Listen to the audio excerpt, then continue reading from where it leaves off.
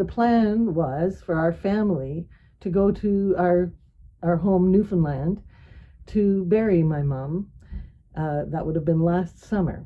And all the plans were made, the flights were booked, everything was ready, and right down to the last minute, we hoped and prayed we'd be able to leave by the end of June and get to Newfoundland for at least 2 weeks so that people could gather and we could honor my mom.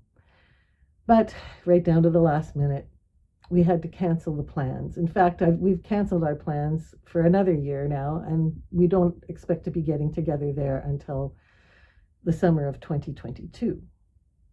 And because of the trip, I had already started making plans, trying to connect with different artists and actors and the community in Newfoundland. So I had applied to the St. John's Short Play Festival and expected that I was going to stay for the summer after my mom's funeral, and then I could be there in September if I was accepted into the festival. Well, I did get accepted into the festival, but because of the pandemic, they decided to go online, and this was pretty new at that point. So I do feel like a bit of a pioneer in the world of creating a Zoom play.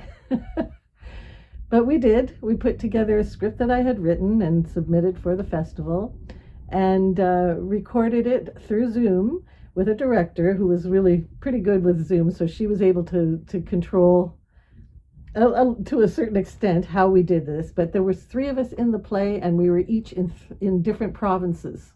But we managed to put it together, and kind of roughly, but it does look like we're in the same room. And that was presented at the St. John's Festival in September of 2020. In addition to the plans we were making for Newfoundland, I was also hoping to meet with Chief Misel, who is a Mi'kmaq chief in Newfoundland, who I had been in contact with regarding the Beothuk. I was writing a film script based on Damasduit, who is one of the last of the Beothuk people. She died over 200 years ago now, and her remains were taken to a Scottish museum. Chief Misel made it a mission to have her and her husband's remains returned to Newfoundland from the Scottish Museum. It was quite a feat, but it was done. And they arrived back on Newfoundland soil in March of 2020, just before the pandemic. But again, I wasn't able to go and meet with Misel and talk about the future of what I was writing. Hopefully that will still happen.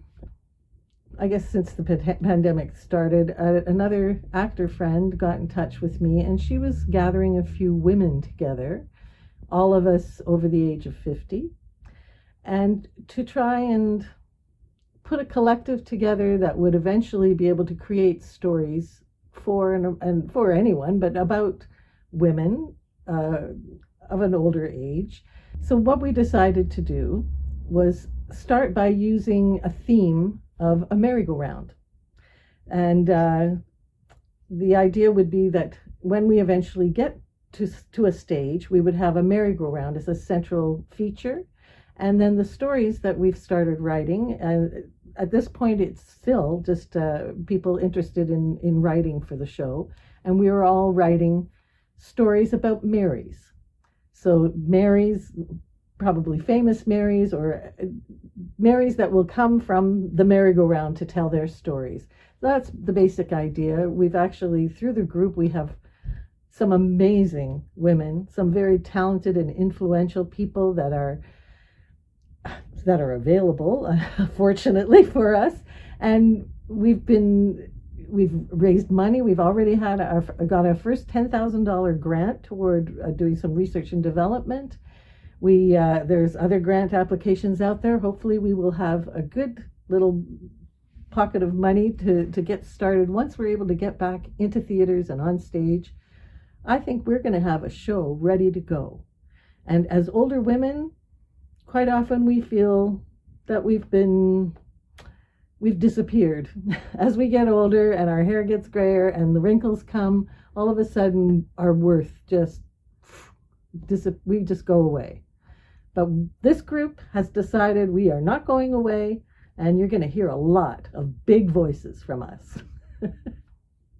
In addition to theaters shutting down, film sets did shut down for a short while, but all of the unions came together and created a mandate for COVID safety that has been fantastic.